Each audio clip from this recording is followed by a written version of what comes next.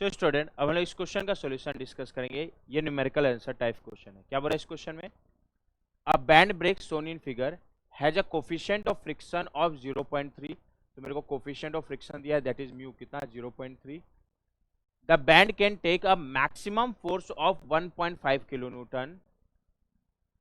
इस बैंड पे जो मैक्सिमम फोर्स हम लोग अप्लाई कर सकते हैं इट इज 1.5 किलो न्यूटन, मतलब मैक्सिमम टेंशन 1.5 किलो न्यूटन होगा। ठीक है, तो बैंड पे जो मैक्सिमम टेंशन है उसकी वैल्यू दिया है कितना, 1.5 kilo Newton. In newton it is 1500 Newton.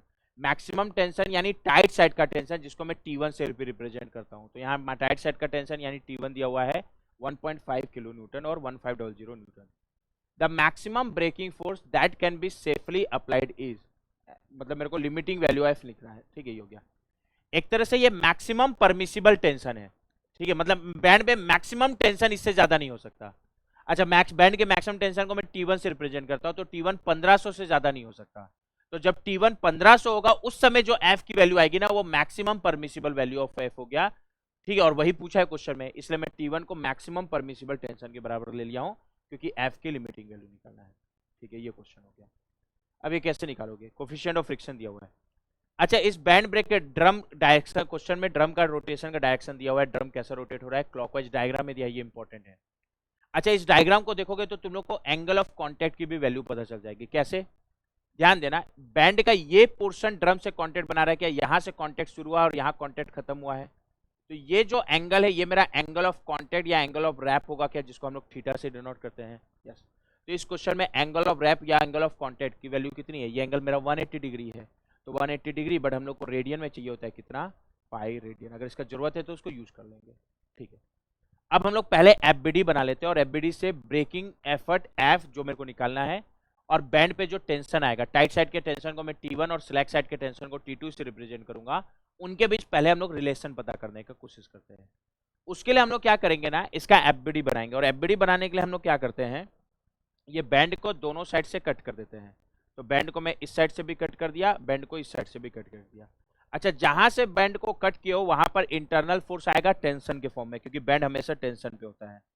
तो अगर मैं यहाँ का टेंशन शो करूं, मतलब यहाँ ऐसा एरो जो इस पोर्शन ऑफ बैंड को खींचे, उसके लिए नीचे लेना पड़ेगा। अच्छा, जो यहाँ टेंशन इंटरनल फोर्स, उसका equal opposite in terms of direction, equal opposite arrow यहाँ आएगा। सिमिलरली यहाँ पर टेंशन दिखाना है, तो यहाँ ऐसा एरो जो इस पोर्शन को खींचे, उसके लिए इधर लेना पड़ेगा। और जो यहाँ इंटरनल फोर्स आएगा इन टर्म्स ऑफ डायरेक्शन, उसका इक्वल अपोजिट इधर आएगा। ठीक है, अब ये दोनों साइड टेंशन है, अच्छी बात है, बट मेरे को पता करना है कि कौन सा टाइट साइड का टेंशन है और कौन सा स्लैक साइड का टेंशन है। उसके लिए हम लोग क्या करते हैं, ये जो मेरा एफबीडी है ना, ये एफबीडी, इसको हम लोग बोलते हैं एफबीडी ऑफ लीवर। इसको मैं बोल दे रहा हूं combined FBD of band plus drum.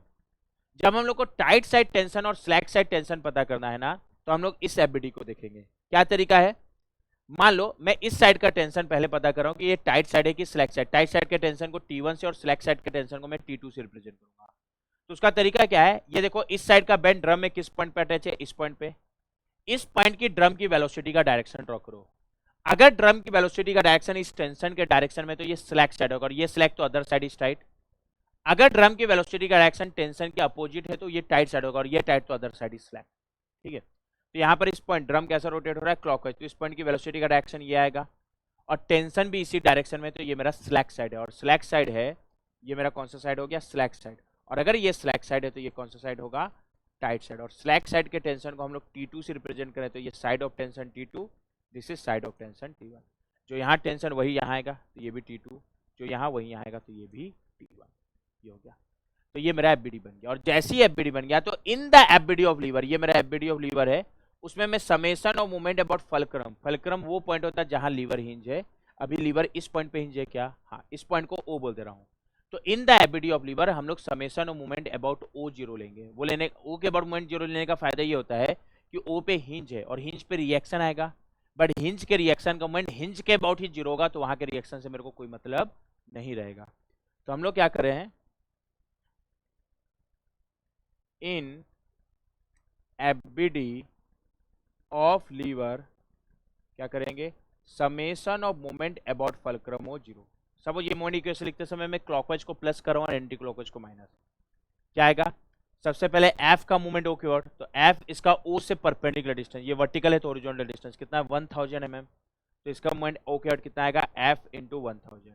अब ये फोर्स ओ के ओर कैसा रोटेट हो रहा है, ठीक है, तो ये फोर्स ओ के ओर ऐसा रोटेट हो रहा है, ये डायरेक्शन क्लॉकवाइज, क्लॉकवाइज को अभी प्लस करा, एंटी क्लॉकवाइज को माइनस, तो ये प्लस साइन के साथ आएगा। यस। अगला T2 का मूवमेंट ओ क्या, ये है ना एफबीडी ऑफ लीवर में, ये T2 का एरो है, T2 इसका O से परपेंडिकुलर डिस्टेंस, ये वर्टिकल है तो ओरिजेंटल डिस्टेंस कितना है 200 mm, तो इसका मूवमेंट कितना आएगा T2 इंटू 200। ये O के बाद कैसे रोटेट हो रहा है एंटी क्लॉकवाइज, क्लॉकवाइज को प्लस क्या होता है एंटी क्लॉकवाइज को माइनस। अगला T1 का मूवमेंट हो गया, तो यहां देखोगे T1 का जो लाइन ऑफ एक्शन है वो O से ही पास हो रहा है, और चूंकि ये O से ही पास हो रहा है तो इसका O से परपेंडिकुलर डिस्टेंस 0 होगा, और O से परपेंडिकुलर डिस्टेंस 0, तो इसका मूवमेंट 0 गया, और जो 0 इसको लिखने की जरूरत नहीं है। O के रिएक्शन का मूवमेंट भी O के बाद 0 होगा, तो उससे भी मेरे को कोई मतलब नहीं है। ये टोटल मूवमेंट अबाउट O निकल गया, जो कितना होगा 0। तो यहां से F का रिलेशन आएगा कितना, क्या आएगा F is equal to 200 T2 upon 100, 100 कर जाएगा, क्या आएगा F is equal to, you can check calculation, F is coming, sorry ये थोड़ा सा टाइपिंग एरर है, जब मैं F का मूवमेंट ले रहा था तो ये 100 नहीं है, ये 1000 है, लिखने में मिस्टेक हुआ है, चेक कर सकते हो ना। F इसका O से परपेंडिकुलर डिस्टेंस 1000 है, तो ये F into 1000 minus T2 into 200 equal to 0 है, तो यहाँ से F इज इक्वल टू क्या आएगा 200 T2 अपॉन 1000, 100 कर जाएगा, कितना रहा है F is equal to 0.2 times of T2, suppose this equation is equation 1। तो मेरे को F निकालना है तो पहले T2 निकालना पड़ेगा, बट अभी मेरे को T1 पता है, तो T2 कैसे निकालोगे, तो अगर मेरे को coefficient of friction angle of wrap पता है तो मेरे को T1 और T2 के बीच रिलेशन निकालना आता है, क्या होता है relation, T1 by T2 is equal to e to the power mu theta, यहाँ से T2 इज इक्वल टू क्या हो जाएगा T1 upon e to the power mu theta, T2 is equal to T1 value is 1500 newton, yes, divide by e to the power mu is 0.3, theta is angle of contact और angle of wrap in radian, और radian में वो कितना है pi radian, तो यहाँ से क्या निकल जाएगा T2 कितना आ रहा है e to the power 0.3 into pi then inverse into 1500, is it coming 584.492 newton, yes.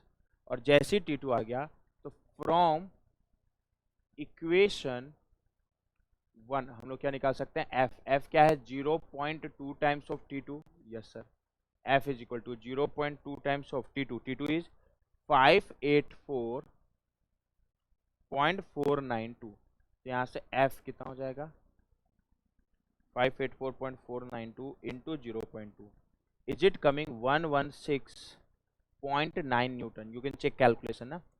F कितना आ रहा है 116.9 न्यूटन, और मेरे को इसी की वैल्यू पूछा था, तो value of F is 116.9 newton. ध्यान देना, round off to nearest integer बोला है, तो अगर मैं 116.9 को नियरेस्ट इंटीजर तक राउंड ऑफ करूं तो ये 117 होगा क्या, ठीक है, ये 9 5 से बड़ा है ना तो इसको एक बढ़ाना पड़ेगा, तो ये कितना होगा 117 न्यूटन। तो round off to nearest integer F की लिमिटिंग वैल्यू और सेफ वैल्यू कितनी है 117 न्यूटन। तो ये इस पर्टिकुलर क्वेश्चन का आंसर हो गया, ओके।